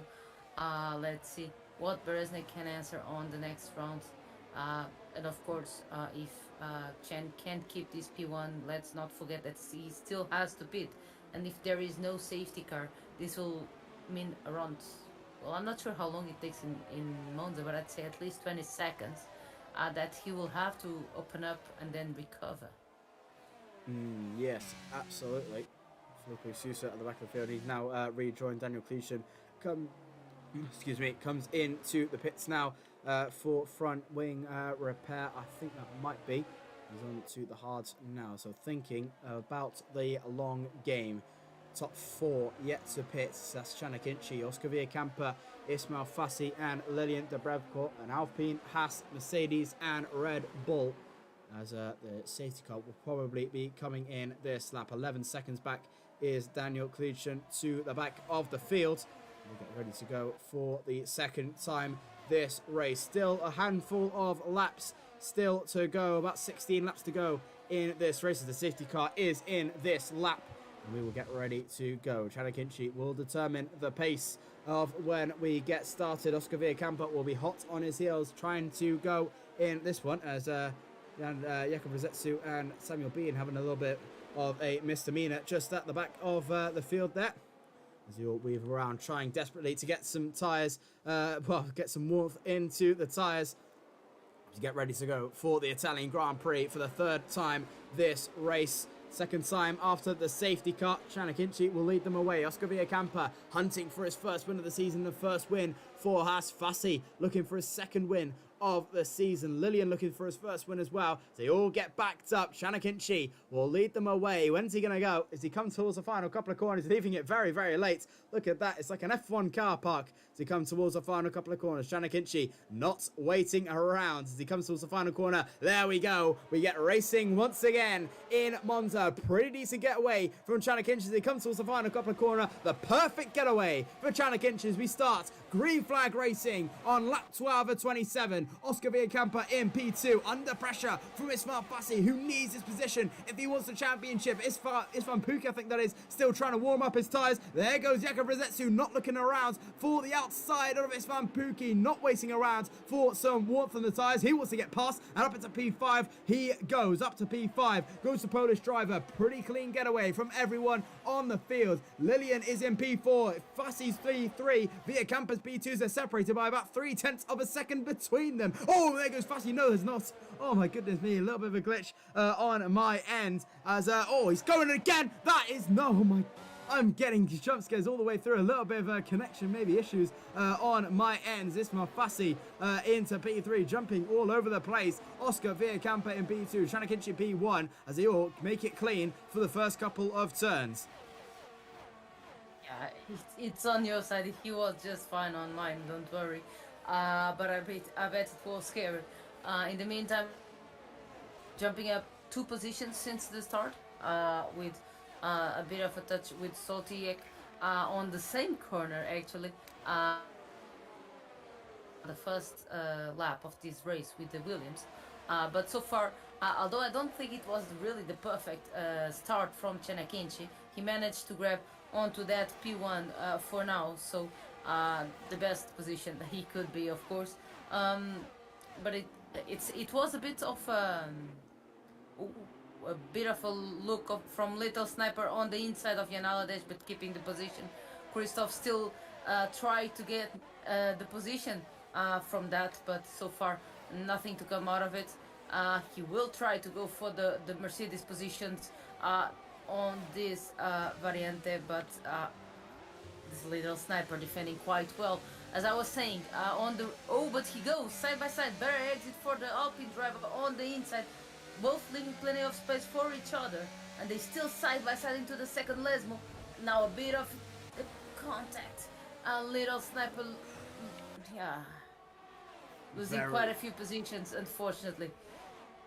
Very, very close indeed. Lucky it wasn't ended to the barriers, rubbing very, very hard there. The 2 drivers is Felipe Sousa having a little bit of excursion on the curb as there, but Lethal Sniper just on the back end of that and losing a couple of positions. Luckily, not into another car. Into P13, to P15, sorry, he goes. Felipe Sousa into 16, Christoph Seller now up into 9th, and there is our P3 driver, Ismail Fassi, into the pits for the first time this race. He's left it quite early for the safety cars. The DRS, I think, is now activated. He's now down to the back of the field. So he's got some racing to do in front of him. Onto the mediums until the end of this race. Now, Chanakinchi versus Oscar Villacampa versus pretty much everyone. Everyone is separated by less than a second here. It's absolutely incredible. Everyone will get the DRS bar. Chanakinchi, of course, as they come towards the line now. In towards the left, up towards the right. There you go. Chanakinchi has a 3/4 advantage on Oscar Villacampa at the moment. Further back, I think there's some battling between the 2 Aston Martins, getting quite close there between Pookie and Samuel Bean. Aston Martin on for some good points so far with 5th and 6th, and Oscar Villacampa looking for his first podium of the season as well in P2. He wants that race victory though. You can definitely assure that of Oscar Villacampa. Into Ascari they go, onto the left, on towards the right, and into the exit once again, gliding their way through. Lillian getting a pretty good jump on the Haas as well as they come towards Ascar, in towards Alboreto once again. Christoph Seller having to have a look maybe on Jan Halliday. He's getting closer and closer to the back of the McLaren Shadow driver. In towards the right hand side, on towards the back straight then. Christoph Seller having to look on Jan Halliday. Jan Halliday having a look on Samuel Bean as well, getting a very, very good drive using his ERS. Maybe he wants to have a go into turn 1. He's going to pull out to the right hand side, goes to McLaren. He tries to defend to Samuel Bean, and Samuel Bean have a look on his teammate. A little bit of miscommunication, which opens the door for Jan Halliday. Romaziu gets past Milan Meyer as they get towards the traction zone. It is better for Samuel Bean, but Jan Halliday will try for the outside, tries to switch to the inside. Samuel Bean moving all the way to try and defend as best as he can. Jan Halliday is still going to have a look for this down the inside of the Valiance, not quite, and still remains in that P7 spot. Samuel Bean defending like a lion at the moment, and still defending into Lesmo 1, and it's still Jan Halliday behind Samuel Bean, defending like a lion, as we just said. Say thank you very much to Jan Aladesh. It's Istvan Puki that managed to get some air to breathe from the fight that he was having on the previous lap with Samuel Bean. Of course, with the McLaren driver attacking, Samuel losing a bit of time to the car ahead of him. But still in the DRS range, so he should be fine for defending. Definitely so, as Jakub Rozetsu looking for something on Lillian as well. This top 4 battle really heating up at the moment. Pookie waiting in the wings as well, about 7 tenths, 6.5 tenths behind at the moment as they come towards lap 16 of 17. There comes one person in the pits. That's Oscar Villacampa. Villacampa comes into the pits, and Chanakinchi has a little bit more breathing room. Refuel Sniper with the fast lap of the Grand Prix at 22.066 for him on the hard compound tyres, as Oscar Villacampa now finds himself at the back of the field. Andreas Lopez gets past Christoph Seyer. They're battling very, very hard there. Seller having a look to the outside, gets the job done. Up into P7 goes Christoph Seyer. Fassi now into the 21-1s on the mediums. He's absolutely flying at the moment for his team himself and Oscar Villacampa as they try and meet each other out of the pits, as Christoph Seyer, as we've just mentioned, getting past into P7. A beautiful move there on Andreas Lopez. Very, very good race we've had so far this season. Very, very close between everyone at the moment, and it's been really, really intriguing all the way through. Christoph Seyer now, his next target is Jan Halliday in P6. Curious to see what Chanakinchi's tactics will be. Because with the free air that he had ahead, Ismael Fassi opened up almost 3 seconds to Oscar Villacampa, while previously was on his DRS range. So this might mean that Chanakinchi's stopping now will be quite far from Ismael Fassi, who has all the drivers ahead of him on the DRS train. So he's been closing up that gap on the last few laps. So interesting to see if this won't work against Chanakinchi, who has now pitted, and this for sure will work against him. It might just be. Lilian Debrevcourt follows in him onto the medium compound tyres. He goes, so does Debrevcourt as well, just behind, excuse me, into 15th and 16th for them. So Jakub Rozetsu now retakes the lead of the Grand Prix, and actually Chanakinchi has been jumped by Ismael Fassi. Here comes Oscar Villacampa as well, having to look to the outside of Lilian Debrevcourt, just barges his way through, and Chanakinchi now behind Ismael Fassi and Lilian Debrevcourt behind Oscar Villacampa. That has not worked for Chanakinchi, who needs this for the championship hunt. That is not what he needed at all. Is this from Pookie trying to battle with Jakub Rozetsu? They've come out in a really awkward place, and Joanna, as he said, it's not worked to his favour. Oh, at least he managed to reduce the damage, as he, for now, is ahead of Oscar Villacampa. But let's see if he manages to grab that, to keep that position. Ooh, a bit of a moment for Chanakinchi, but keeping the car pointing in the right direction. Although with Oscar in the DRS range on the main straight, I don't think the Alpine will be able to keep that position. And that might be just what Ismael Fassi wanted, because if those two start fighting, this will be the end of any of their aspirations to take Ismael Fassi's position. Absolutely so, as a bit battleful further up the field. There goes Christoph Seyer and Andreas Lopez for 4th and 5th. Lopez having an absolutely stormer of a Grand Prix so far. Tony Richet also getting Milan Meyer for P9 as well, just losing a bit of positions there is Lethal Sniper as well. But yeah, as you said, Chanakinchi getting through and trying to hold back on Oscar Villacampa while trying to keep up with Ismael Fassi. There goes Lethal Sniper on Milan Meyer down the inside of the outer. Zillman's going to have to back out onto the gravel. Goes Lethal Sniper and loses out 2 positions on Felipe Sousa, who tries the outside of the Haas on Milan Meyer. Not going to work this time around, and he's going to have to be a little bit more patient this time around. Almost getting on the gravel there, which may open an opportunity for Lethal Sniper as well. Here comes Stolchik as well, coming down on the Mercedes. He's going to have to defend somewhere. Parks his car a little bit to the middle of the road, and they all stay the same so far. Lethal Sniper P12, Felipe Sousa P11, Milan Meyer in P10, with Richet up the road in P9. The battle for the final points of this race continues as Jakub Rozetsu still plugging away from Istvan Pukki, who has stopped. So everyone now has stopped for tyres. So this is for the lead properly of the Grand Prix. This is getting absolutely incredible. Samuel Bean closing up to his teammate Istvan Pukki as well. Christoph Seller just out of the DRS between the both of them, and this is looking very, very good for Aston Martin. Will take home the big of the points for second and third, as Stolchik and Lethal Sniper now tussle and turn for P12 and P13, and Lethal Sniper into P12 as also Via Camper sets the fast up with a 20.6. Interesting to see those guys fighting. The two Aston Martins are not looking as fighty as they were between each other in the beginning after the restart of the second safety car, but managed to go up to P2 and P3 as you mentioned. So interesting to see what will happen till the end of the race, considering that Istvan Pukki has very much worse tires than his teammates. Definitely so. Istvan Fassi 5 laps on his medium tyres. They will go to the end. Istvan Pukki, the unhealthiest, alongside Daniel Kusen. Then loses it out of Ascari, loses it, and now he needs to be safe on the rejoin. Looks to be paying attention, but be careful because Ismail Fassi will be the next one, and that's a free position pretty much that he will get in a couple of moments from Jack Dan. Yeah, that's going to probably be a free position if he's close enough into DRS. I think he might have just got there, is Ismail Fassi. But yeah, that's Jack Dan not having a great start. He comes into the pit lane maybe for damage there. Unfortunate for Jack Dan. He's had a really torrid afternoon tonight with 7 laps still remaining on the clock. And Alfa Romeo will be leaving Italy with 0 points. And there goes Oscar.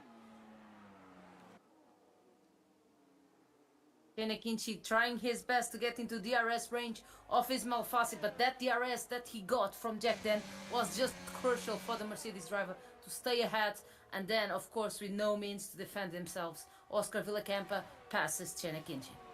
There we go, Giannichini, who needs something for the championship, for the World Drivers' Championship. Currently stuck in P16 with 7 laps to go, and Oscar Villacampa has just overtaken him as well. And this is going not very well for Giannichini. Lilian de Brevcourt is his next target as well. We move further up the field. His teammate Christoph Seller is having a pretty good Grand Prix. He's caught to the back of Samuel Bean. 4 tenths is the gap, and the Alpine has a shot of the podium, and looking likely we will see a new winner this season. It could be either Izetsu, Pukki, Bean, Seller or Lopez or anyone at the moment. Jan Haladesh has a win up his sleeve as there's a 2-second gap between himself and Stefano Ramazio. Make that Tony Roche goes up into P7. Job done for the Red Bull, and now he can try and make his way to try and catch up to Jan Haladesh once again. Jack Dan comes in for the soft compound tyres for a stint until the end for the fastest lap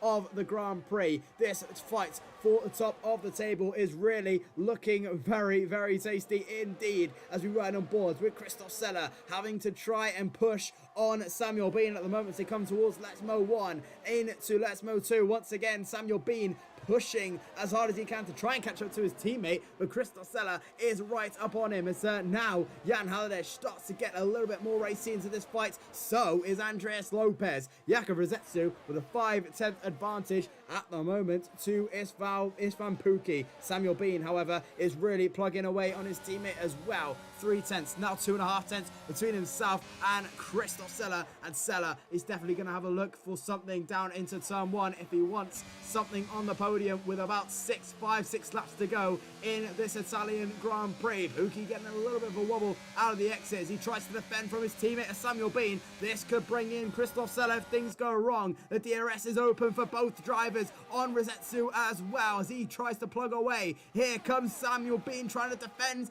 a little bit too. Istvan Pukki and Christoph Seller, as they all get pretty racy in there. But this top 6 is going to be really interesting. And look at the gap between everyone there. It's so interesting as the top 6 separated by pretty much every 10th of a second, and then the gap between 7th down to 12th is absolutely incredible as well, with 6 laps to go. Of course. Oh, and we have Andres Lopez and Jan Haladesh swapping positions with the Czech driver going up to P5. There we go then, and Jack Dan setting the fastest lap of the Grand Prix. So Jan Haladesh gets through up to Andreas Lopez. Might have been a little bit of a mistake from Lopez. Maybe the nerves starting to get a little bit too tasty for the AlphaTauri driver, as Jan Halidic has an opportunity to try and stretch his wings, to try and get himself up to the table. Any little penalty these guys in front can get could be absolutely detrimental, and right now could probably see them down out of the points. We never know as we come towards that 23 of 27. Still about 5 laps to go in this Grand Prix. Jakub Rzetsu has a really good advantage at the moment. It's been brilliant so far and has led pretty much the majority of this race. 5/10 is the gap between himself and Istvan Pukki, as the times start to get a little bit easier and everyone just a little bit more of a gap between each other. Jack Darn with a 5-second penalty added to his name as well as Shanakinchi, as we said, having a look on Oscar Villacampa as well. That battle little there for 14th down to 17th, starting to heat up as well, and what could have been for these guys who were maybe hoping for a late safety car. I think it's a bit too late to wish for a safety car. It had to be on this lap, because I don't think it will come out on the last 3 laps of the race. Contrary to real life, of course, where we finished last year's race on the safety car on this track. Of course, quite an interesting battle at the rear of the grid, but of course those positions are not point-paying positions. The one who pays points is 10th, where Real Sniper just passed Felipe Souza, so he managed to grab onto that point. Of course, he has a time penalty, so Felipe doesn't probably even fight really for those positions, as he lets Zoltic pass as well.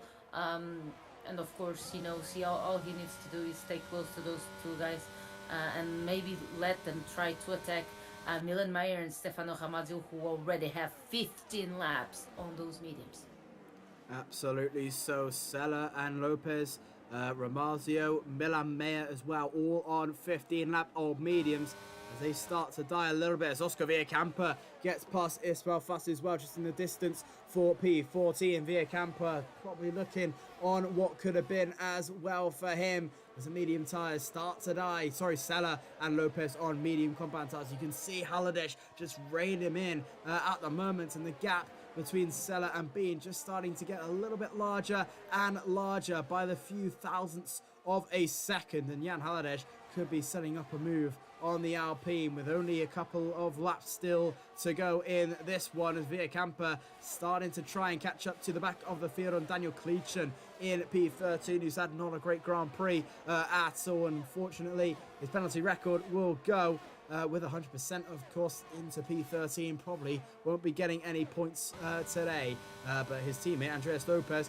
will definitely be having a good start to things, as Villacampa gets a 3-second time penalty as well. What was looking really good for Haas at the start has turned pretty much into a nightmare. 9th and 14th for them, and we can see the tyre performance there just on Jan Halidic, 45 to 43, and Andreas Lopez 55 to 69. Andreas Lopez is running the risk of not making it to the end. Well, of course, for sure he'll be able to know what he's doing and pit if needed. But of course, with 3 laps to go, the temptation is to stay out. Let's see if he manages. Well, we have the Williams getting side by side with Milan Mayer on the Haas, gaining the position into the braking zone. And as I mentioned, those mediums at the end, they just want to survive. Yeah, definitely so. We saw 69% on Andreas Lopez as Jack Darn retires from the session. So unfortunate from him. He's just had a really awkward race tonight, and hopefully if we do see him again, he'll have a much better result, as Jan Halidic gets past Christoph Sella for P5, as those medium tyres pretty much hanging on by a thread at the moment, as the gap was really large then between Sella and Bean, and now Jan Halidic can try and catch up to the battling Aston Martins on the penultimate round of the race. Lap 26 and 27, Bean all over the back of his teammate Istvan Pukki, can try and get a race win out of here. Side by side go the two green Aston Martin machines. Side by side, Bean versus Pookie. Who's going to get the later brace? Samuel Bean having to look to the inside. Pookie to the outside, gets forced off the grass, almost getting into each other as they run up towards the curb. It's side by side still between the Aston Martins. It's Bean who gets through into P2, but now Jakub Rzetsu is about a second and a half in front, which brings Jan Halanej back into the equation. Bean up into P2, Pookie relegated to P3. Jan Halanej is all over the back of Pookie at the moment, who's looking on an absolute beauty of a race at the moment with those fresh, hard compound tyres on his tyres. It's Stefano Ramazio losing places as well, and there goes Lethal Sniper as well. Yeah, what chaos is going on? That chicken has the has some kind of magic. That's always something has to happen there. Unfortunately for the Mercedes, it was him who suffered the most of the consequences, and of course with Felipe Sousa also dropping from the session and returning, a bit of a chaos situation in the middle of the grid. Absolutely so. As we move over to the final lap of the Italian Grand Prix, Jakub Rzetsu has victory in his hands for the first time this season, but Halanej is looking for the podium, and the podium he will get. Jan Halanej weaves in celebration. He gets the podium places as Istvan Pukki starting to slow down, and slowing down quite alarmingly. What has happened to Istvan Pukki? Not sure, maybe his pedals have given up on the last lap of the Grand Prix. There might be some hardware issues for Istvan Pukki. I think it's a happened tire. again. And what has happened there? I think it's a tire, a flat tire. Is that a tyre? Is that a puncture? I think it is. Istvan Pukki, his tyre has gone. It's failed on the last lap of the Grand Prix. Yes, and as you can see, that rear left, I think, yeah, it is. It's completely gone. Pukki has had a puncture on the last lap of the Grand Prix. The tyres did not work for Pukki's favour on what was looking for a podium, a guaranteed podium. It is blown up on the last lap of the Grand Prix. Could not make it. Daniel Klicin might have a bit in it as a penalty for Jan Halanej, who only needs 3/10 on Christoph Seller to keep it going. He might just get there. Yes, he will. But the race win is absolutely fantastic. It's Jakub Rzetsu for the first time this season. The drive of a true race winner. It's Jakub Rzetsu, victorious in Italy. Jakub Rzetsu wins the Italian Grand Prix. Samuel Bean is P2. Jan Halanej just about holds on to P3 in a scary moment. Christoph Seller is P4. Andreas Lopez gets his best result yet in P5. Tony Richet is P6. Sousa is 7th. Stolchek is 8th. Stefano Ramazio 9th. And Daniel Klicin finishes the points as Istvan Pukki had a crash right at the end on a puncture on the last lap. So unlucky. Was slowing down quite a lot. You could see that rear left just deflating. And what an absolutely incredible race we have just seen at Italy, and it's ended with Jakub Rzetsu in P1 and the championship rival of Shanakinchi not scoring any points, and Danny Berezne, if he is watching right now, will be licking his lips as he goes into Australia, and could be wrapping up the title with only a few rounds left as Jakub Rzetsu wins the Italian Grand Prix. What a drive from I'll need your help. Pol or Polish? I never know. Jakub Rzetsu there with the race win. If you could, if we got that pronunciation there, sorry. So with Samuel Bean back to the grid and back to the podiums, Jan Halanej as well on the podium, even with that scare of the 3 seconds on the last lap. But the mediums from Christoph Zeller were completely dead already. So no way he managed to grab into those 3 second margin that he needed. Andres Lopez, the second Spaniard on the top 5, followed by Tony Richet. Felipe Sousa P7 after everything that happened to him at the beginning of the race. Well done from the Brazilian. Absolutely so. There is your results there. It's Jakub Rzetsu victorious in Italy for the first time. Pole position in the race win. Samuel Bean is second from 7th on the grid with Jan Halanej. Even with the penalty was enough for P3. Christoph Seller is P4 with Andres Lopez in P5. A really good job there from P11. Tony Roche is 6th from 13th. Felipe Sousa, driver of the day, worthy performance from 7th from 16th. Stolchek as well, 18th to 8th. Stefano Romazio pretty much last to 9th, and Daniel Kalishin having an unfortunate race there, 10th for him. Ismail Fassi is 11th, and Chana Kinchi crucially out of the points from 2nd on the grid down to P12. Milan Meyer is 13th, Oscar Camper is 14th, Lillian is 15th, and Lethal Sniper is 16th, and we lost Istvan Pookie, Jack Dan, Jeffrey Ritchie, and Jeremy Glenier from this race. But what an absolutely incredible race we were treated to there, Joanna. I can't really keep my lips on that one. That was absolutely incredible.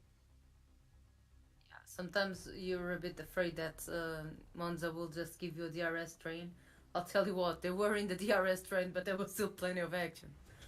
Absolutely. So we usually do see those DRS trains happening around those sort of fast flowing circuits like Italy and Britain as well. Thankfully, a little bit more action than a few of the DRS trains we were treated to today. But what an absolutely fantastic race that was, yeah. And I think we can get into a few interviews. We'll see who we've got. First of all, we've got our race winner, Jakub Rozetsu. Jakub, that's your first win of the season this season. That's got to be a very, very nice feeling. Yeah, I'd just like to welcome everyone. First win of the season. Definitely didn't expect that when I signed up for this league.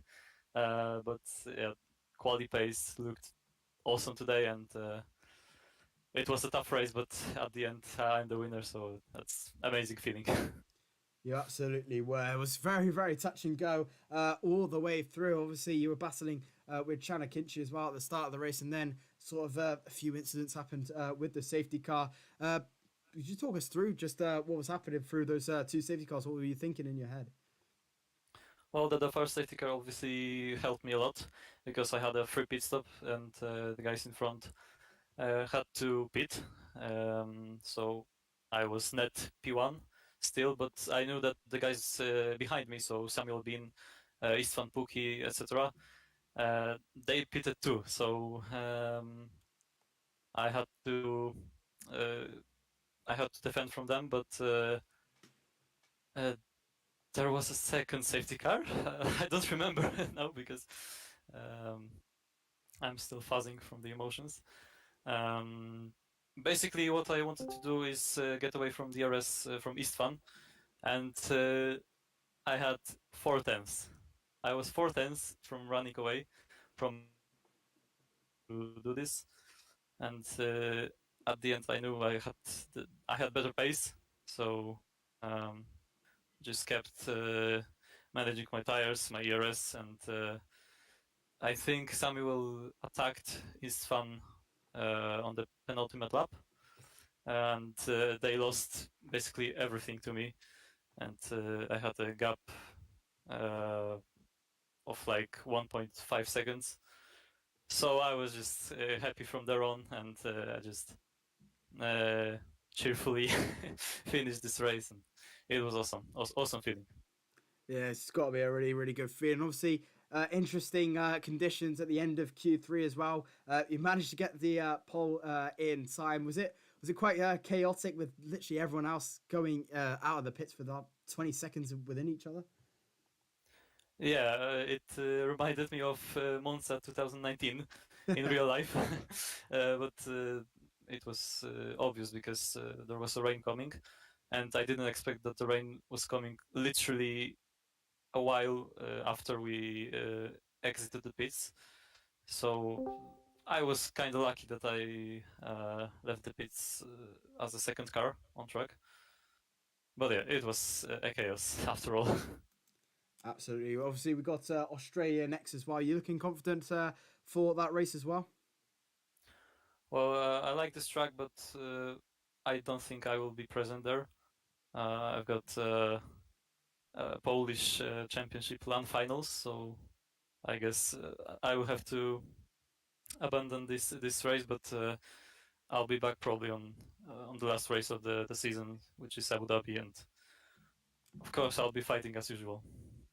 Well, congratulations on the race win today. We'll let you go, and good luck if we see you again this season. Yeah, just one more thing. Cheers, 775. Thank you very much. Thank you very much, Jakob. We've got Andres Lopez. Joanna, if you want to go with Andreas just quickly right now. Okay, so I'll do it in Spanish with Andrés and then translate it for all of you. Andrés, buenas noches. Háblanos un poco de tu calificación y después de tu carrera. Bueno, buenas noches. Bueno, mi clasificación es bastante mala. Me puse muy nervioso, o sea, no me salió ninguna vuelta. En Q2 trompé y solamente pude hacer un intento y después también la fastidié.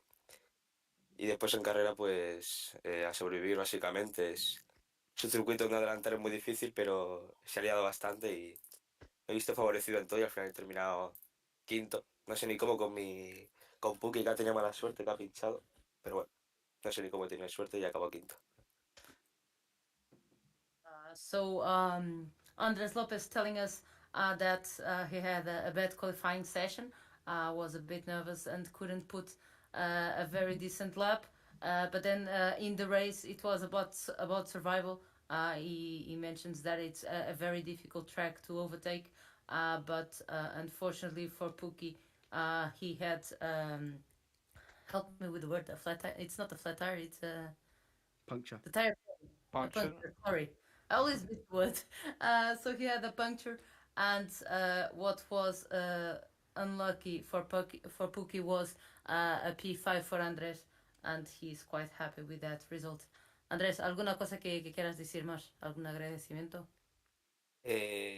Bueno, sí, dar ayuda, o sea, dar las gracias siempre a Partner porque me han ayudado a mejorar en este circuito que se me daba muy mal, pero con su ayuda pues ha sido más fácil ir más rápido en carrera con la configuración y yo simplemente eso, la ayuda que me han dado para conducir mejor. So, Andres, just leaving a final word to thank Parnell for the setups and helping him improve in this track. Gracias, Andres. Buenas noches. Muchas gracias, buenas noches. Muchas gracias, Andres Lopez. Back to you, the show. Yeah, there we go. Thank you very much, Andres Lopez. Move over to our second place finisher there, Samuel Bean. Samuel, it's been a while since you've been on the podium here in ORL, but it's got to be a good feeling with that P2 right there.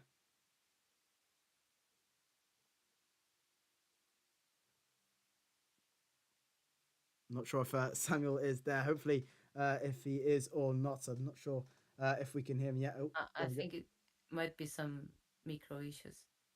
Might be some mic issues. Samuel, hopefully, if you can hear us, hopefully we'll get back to you if you can in a couple of moments' time. Hopefully, Jan Hallage, our P3 winner there, is around. Jan, are you there? Yeah. Hello there. Yeah, there we go. There. Right, we'll start with you, Jan. There. It's P3 for you. They obviously got quite interesting near the end for you. Obviously, on the end of the final lap, obviously, it's Van Pookie having a puncture near the end. Do you think that podium was a pretty decent result for you? I mean, yeah, I was kind of trolling the strategy because I was on hards at the start, and that was the first safety car, and I was like, yeah, I have fresh set of softs, and I just went for it, for the content, and it was quite good. I gained like, I don't know, 8-7 positions on the first lap, and I was in the position that I was before the safety car on the softs, so yeah, that was pretty lucky and good for me. And then obviously I put it for hards, and I just saved the tires, and yeah, it was P3. Absolutely, got a little bit interesting with the penalty on that final lap. Were you nervous that I think it was Sella Christoph just behind you? Were you nervous that the podium might have gone away? Nah, not at all. I knew that his millions are completely dead. And I had two warnings, and there was Samuel in front of me with no battery, and I was like, yeah, I just need to send a Scary. Oh yeah, hello, by the way. Yeah, I sent it, I got a penalty, but it doesn't matter in the end, so yeah. Absolutely. That qualifying 3 as well got a little bit tense. I think it was P6 you qualified there. Just talk us through just the sort of manic sort of actions that were happening over there. If I pushed a little bit more, I would have been like P3. There was, I think, like 500s gap to P3 from P6. It was pretty close. But I was so scared of wheel spin and stuff and I had pretty good traction. There was the big train in front of me. So yeah, if I pushed a bit more, if I had more confidence, I would have gone better. But yeah, P6 is still really good in these kind of conditions. Absolutely. So, and final question from me: Australia next, of course, from the penultimate round, I think, of the season. You looking forward to that one? Yeah, I think it's one of my best tracks of the game. So yeah, we'll see. Absolutely. Well, thank you very much, Jan, and congratulations on your podium tonight. Thank you very much. Right, I think we now have Samuel being back with us. Samuel, if you can hear us, I was a pretty decent P2. It's been a long time since you've been on the podium in ORL here. It's got to be a good feeling. Yeah, it has been a really pretty a lot of time since the last time I was in the podium. But yeah, we did a really good result. The pace was there all the time in qualifying and in the race. I was really unlucky in the qualifying because I was the last driver of the last driver to do a lap, so I had the worst conditions. But anyways, I managed to start P7. So starting that position, I said I'm gonna try to do something different. So I started with the medium compound, and yeah, the only objective was try to overtake as many cars as possible. That's what I did, and then the medium runners, we were really lucky with the safety car. So basically, the battle for the victory was between us. And then I was really surprised to see my teammate with hard compounds, but are really old compounds, and he had a really good pace. It was really surprising for me. I tried to overtake him in the last, no, well, in the penultimate lap. We was really difficult to overtake him, but I managed to did it. I don't know if I was really clean, but from my POV, it looked really really close. But then, yeah, I finished P2. It's a good result for me after, like you said, after a really long time. I think the last time on the podium. So yeah, let's see if in the next races we can do the same or even better. So yeah. Absolutely. You had a really tough battle between yourself and obviously Isfan as well. You got a puncture near the end. Were you disappointed that you couldn't cap off that podium with a 2-3 there? Yeah, I didn't know what happened to him. So yeah, puncture. Yeah, really lucky. But yeah, it will have been a really good result for Aston Martin because if I'm not wrong, we are seventh in the championship position. I don't know, but yeah, we have to try to do a better results. Today was a really good day for us, but yeah, really lucky for my teammate. And let's see if in the next race we can do both. Really good result to yeah to try to the higher position in the championship. Absolutely. Just just final question from me there. Australia next on the calendar. You looking forward to that one? Yeah, I think that I have the potential there, and also in Abu Dhabi, the last race. So yeah, let's see if we have the pace. I think we have the pace. So let's see. We're gonna try to give everything we have. Absolutely. Well, congratulations, Samuel. Always great to see you on the podium. Good luck for the final 2 rounds. Thank you. See you. See you later, Samuel. That's pretty much been all our drivers all in tonight. That was absolutely fantastic all the way through there, Joanna. That was absolutely incredible. Any final words before we head off? I hope that we have as much action at least next week as we had tonight. It was interesting to see all the ups and downs, and then those you thought were racing for the win were actually out of the points at the end. So quite a few twists, but of course Australia is another track that it's not that simple to overtake. Although I'd say much better now with the differences and it will be the first time that ORL will be racing on the new design, on the new layout of the Australian track. So let's see what we can get from Melbourne.